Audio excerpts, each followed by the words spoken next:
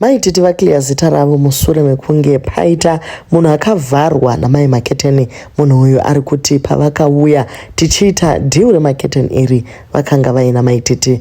Maititi vati aiwa guys, inini musandi involve pazvinhu zvinosanganisira ini namai Maketeni nekuti ushamwari uyu wakatopera kare. Welcome back to the channel. Please don't forget to like and subscribe. So Maitanaka vakaburitsa statement vakati Ketina Anania nai hama dzangu ndibatsireiwo ndatambudzwa namai Maketeni. She came kuno ku UK and I thought I was supporting a fellow sister.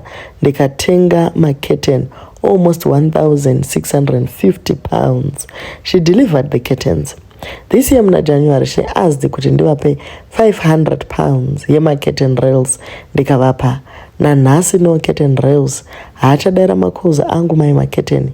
Muna February vakandifonera vachikwereta mari yekudzokera kuZimbabwe ndikavapa 600 pounds.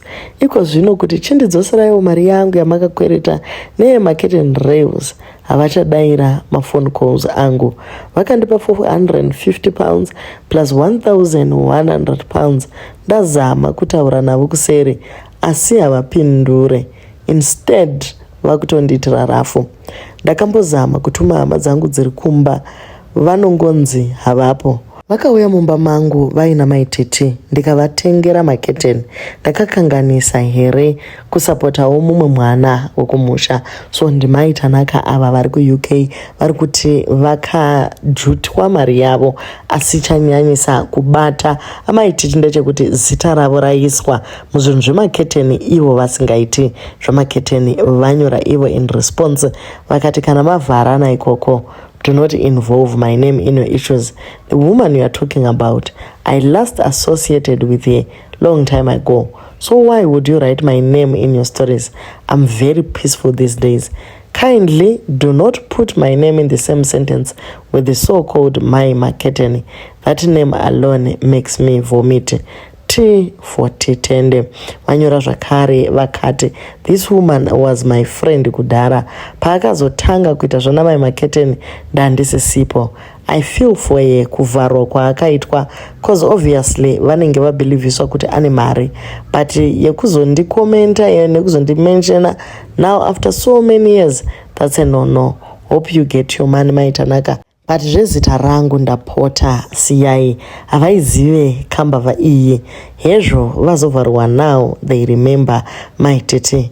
Ndo vayave kuti unenge wabukana nemunhu ivo vosara vakanamirana naye vachiti ndiwe une problem vozoitirwawo zvikuru vodzokazve kwauri. Mbinga yakasheka inopa vanhu maketeni yozokwereta mari yetiketi rendege. So ndo mashoko amaitete vari kuti aiwa chimbondimirai zvekuramba ndoiswa zita rangu pazvinhu zvinei nekubirana aiwa bodo handisi kuda izvozvo. Kokuzoti vakauya mumba mangu namaititi kuti zviite mutsindo vanhu vane drama ndati ko police station kuri kuripotwa nyaya yacho manje unobva wapera power. Miri kwemakungwa chimbotimirai Africa tine PC. She used zita ramaititi to draw attention and amplify a message. She knew mentioning you would reach a wider audience. In a way, it worked in her favor because not only did you screenshot it, you also responded and shared it on your page, giving it even more visibility. Art of strategic attention. Dafarra hangu kuti she did not mention your name in vain. I think your name would just help to specify the time frame ya zvakaitika, and there's evidence in a way kuti tingoziva kuti sure makaenda kumuri mese vakatsotswa nemunhu wamanga muinaye sure kusatozivawo munhu uchiona mai Maketeni nelifestyle sure ka unotobhilivha kuti mari iripo. It is well, forgive her. I just see a woman who is desperate to prove and get her money back. I'm sure she didn't mean to upset you.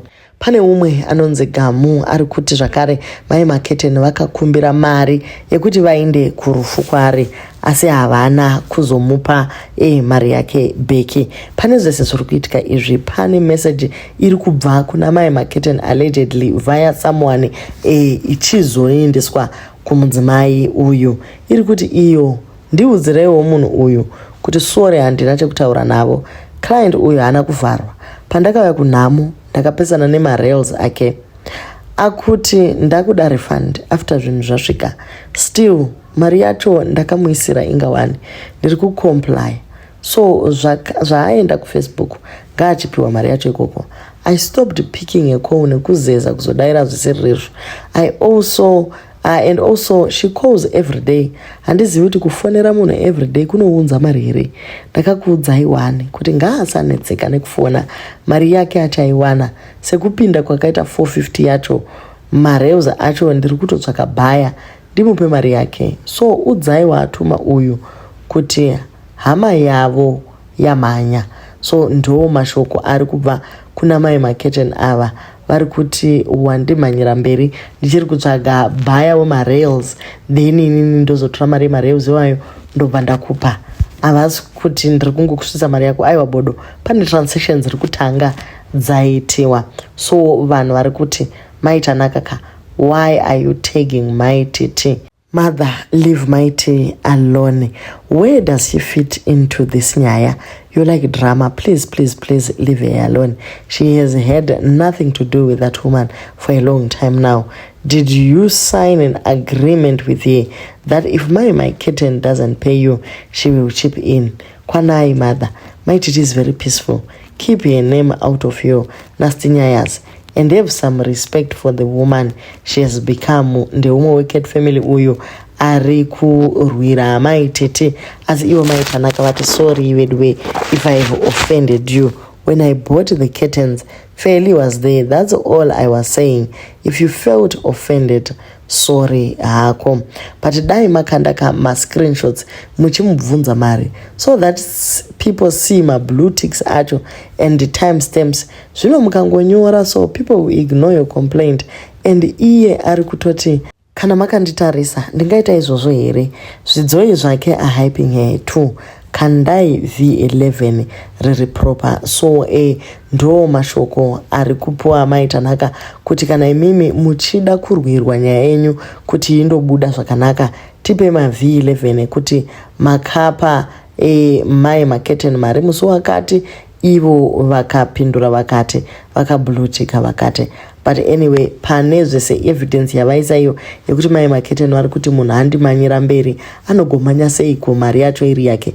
Moza chinhu chinondinetsa ndechekuti kana munhu achikukumbira mari andikuudza kuti ndokupa mari izveso ndichingosvika kuZimbabwe ndaita emergency tete vangu vashaika sekuti apa vaimanyira rufu rwavatete vavo. Alright, womhanya kuya wondoita chipaka munhu mari yake. Izvo kuzoti munhu anofanira kuudza kuti mwana wangu adzingwa chikoro, mwana wangu zino rake rabva, zviri kuda kudai, akufanira kuita come up with a story kuti womupe mari yake. It is not right vakomana. Kana wakwereta mari yemunhu mudzorere. Ndo zvinozoita kuti vanhu vasabatsirwe kuenderera mberi, nekuti kana munhu uchinge wangotanga nekusadzosera mari dzavanhu unonetsa kudhilika newe. Chiko nai.